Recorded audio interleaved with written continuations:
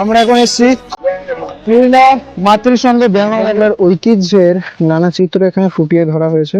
তোমরা দেখতে পাচ্ছ কত সুন্দর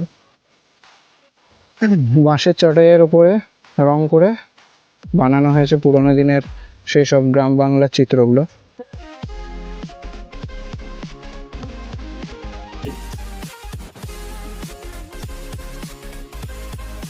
এখানের এবারের থিম হচ্ছে পুরীর জগন্নাথ মন্দির। আমরা এখন এসেছি পুরুলিয়া মাতৃসঙ্গে ব্যায়ামাগারে। এখানে আসল থিমটা হচ্ছে, তোমরা সবাই জানে আর দেখে বুঝতে পারছো যে সম্প্রতি যে আরজি করের কাণ্ডটি হয়েছে তার উপরেই ভিত্তি করে এই প্যান্ডেলটি বানানো হয়েছে। তোমরা এখানকার ছবিগুলো দেখেই বুঝতে পারবে।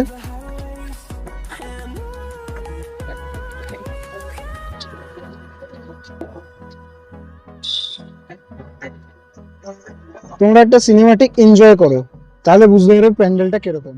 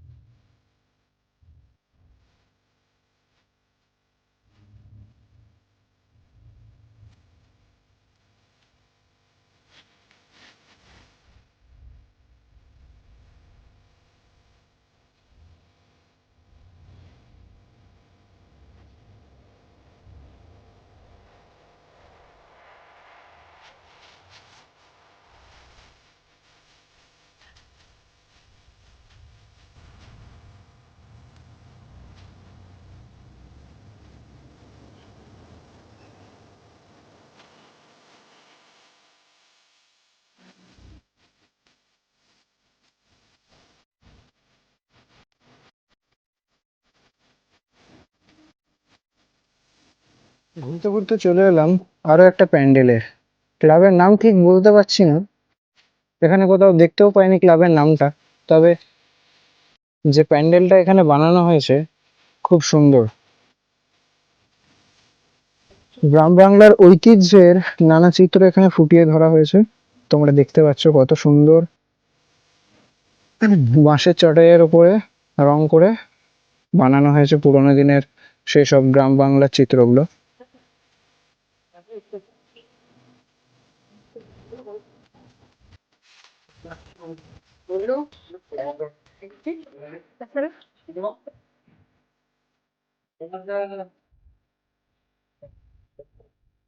তাহলে আমি পাঠিয়ে এসে নামটা লিখে দেবো, হ্যাঁ?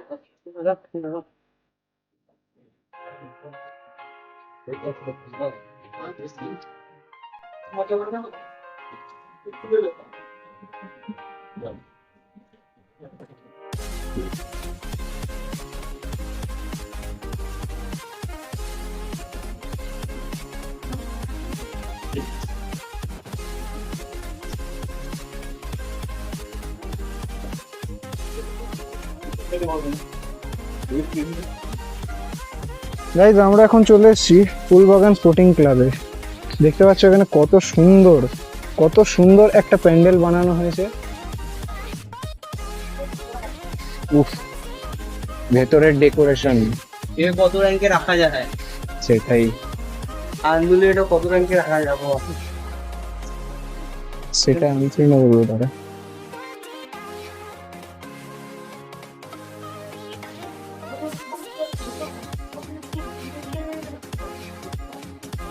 এইখানে বিভিন্ন রকম পোস্ট অফিসের যে বক্সগুলো হয় পোস্ট কার্ড জমা দেওয়ার বা চিঠি জমা দেওয়ার জন্য, এখানে সব রকমেরই রাখা রয়েছে পোস্ট বক্স। এই যে লেটার বক্স একটা,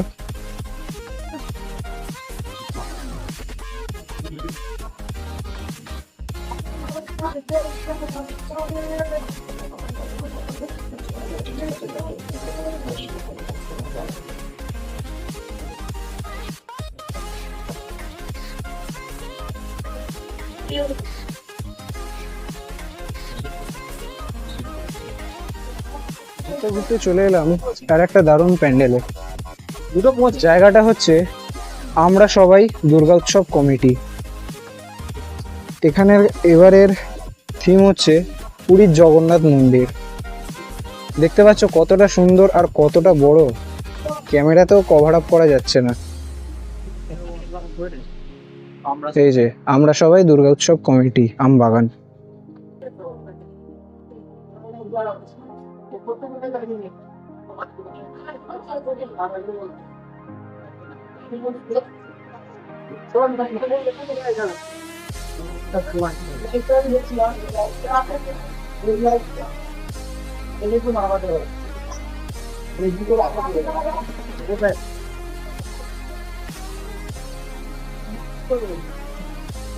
কেন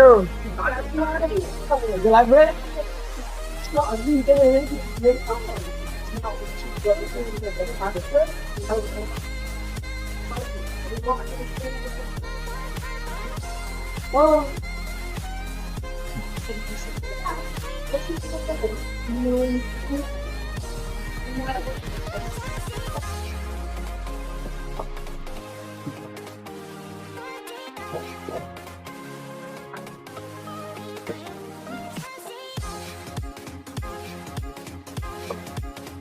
ঘুরতে ঘুরতে আমরা চলে এলাম আন্দুল তালপুকুর ধার।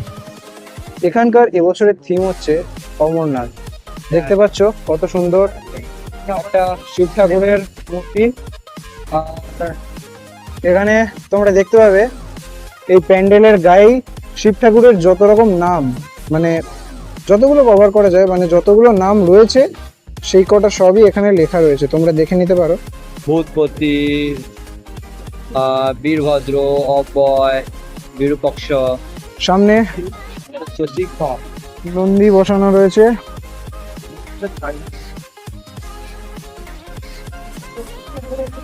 এই যে সামনে একটা সুন্দর শিবলিঙ্গ যেখানে ফুল দেওয়া রয়েছে।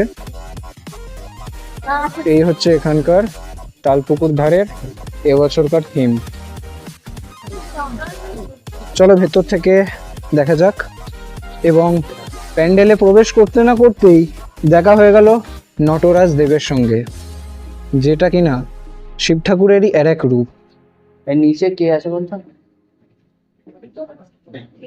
এখানে অন্ধকার, তাই হয়তো তোমরা একটু ভিডিও কোয়ালিটি কম পাবে, বাট তোমরা তাও একটু দেখে নাও। ফার্স্ট টাইম করছি, তাও চেষ্টা করছি যতটা ভালো তোমাদের দেখানো যায়। মূর্তিটা দেখো কত সুন্দরভাবে এখানে বোঝানো হয়েছে, সবুজ রঙের ওপরে মূর্তিটা তৈরি হয়েছে।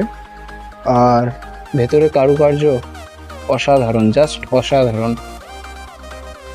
নিজের চোখে না দেখলে বোঝা যাবে না এই সৌন্দর্যটা। তার জন্য তোমাদেরকেও আসতে হবে আন্দুল তালপুকুর ধার।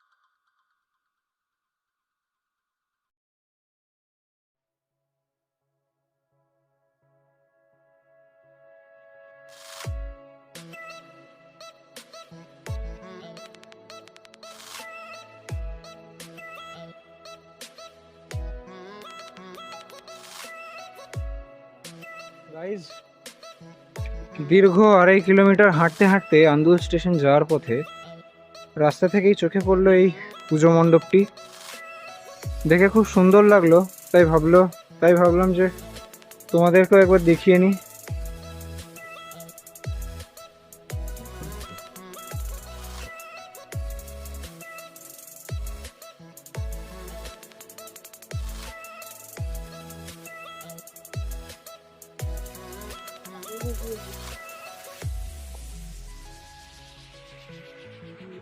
তোমাদের জন্য আন্দুল পুরোটা ঘুরে দেখালাম। তোমরা খালি শুধু সাপোর্ট করো আর বলো আমাদের ফার্স্ট ব্লগিং ভিডিওটা তোমাদের কেমন লাগলো।